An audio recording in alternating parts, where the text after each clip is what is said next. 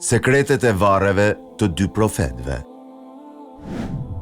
Në historinë e profetëve të përmendur në Islam, ka disa emra që janë shumë të njohur për njerëzit, si Musai, Ibrahimi apo Muhamedi a.s.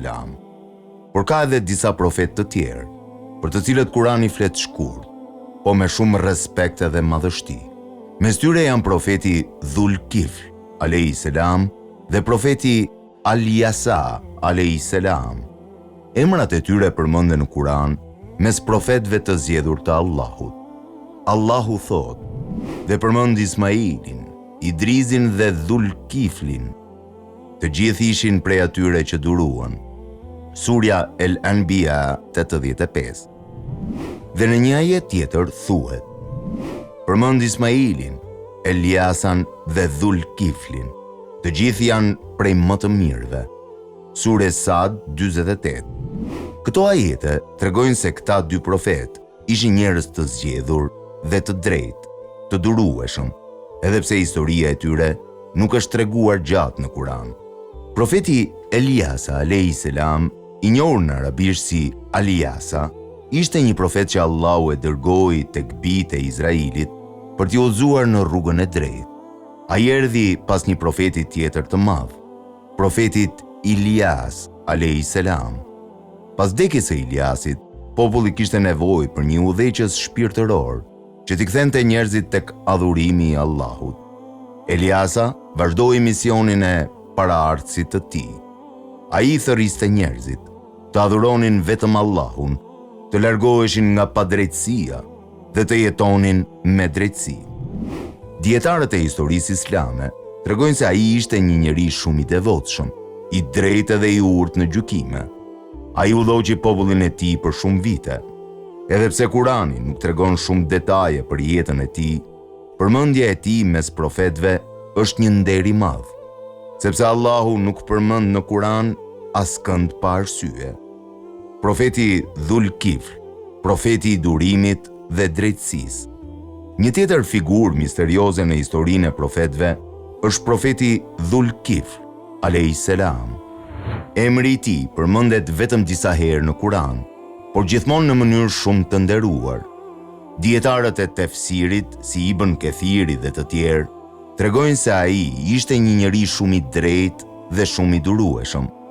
Emri Dhul Kifl në arabisht mund të nënkuptojë ai që mban një përgjegjësi të madhe, ose ai që merr një pjesë të madhe përgjegjësie. Disa dietar mendojnë se ai ishte një profet i bijve të Izraelit, ndërsa disa të tjerë e konsiderojnë një njeri shumë të drejtë dhe të devotshëm.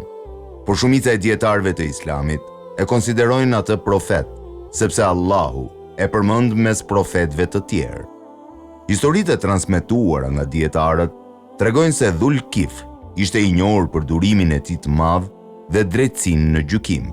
Ai agjeronte gjatë ditës, falej gjatë natës dhe nuk zemrohej lehtë. Ai ishte një shembull i përmbajtjes dhe i drejtësisë për popullin e tij. Sekretet e varreve të këtyre profetëve.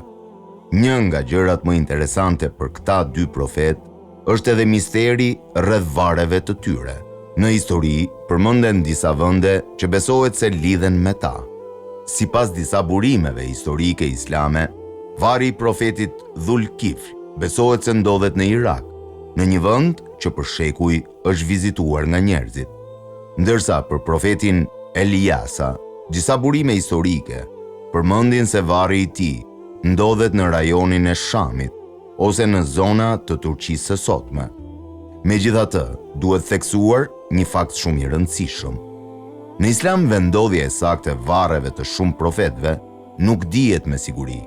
Kjo është pjesë e urtësisë së Allahut, sepse Islami nuk e lidh besimin me vendet apo varret, por me adhurimin e Allahut dhe ndjekjen e rrugës së profetëve. Mesazhi që lënë këta dy profetë, edhe pse historia e tyre nuk është treguar gjatë si ajo e Musait apo Jusufit, vetë fakti që Allahu i përmend në Kuran është një mesazh i madh. Mesazhi i tyre është durim në vështirësi, drejtësia në udhëheqje dhe besimi i palëkundur tek Allahu. Sepse shumë profet jetuan pa lavdi në këtë botë, por Allahu i ngriti ata në nder në Kur'an. Dhe kjo është madhështia e historisë së profetëve, sepse edhe njerëzit harrojnë historitë e tyre. Allahu nuk i harron robërit e tij të drejtë.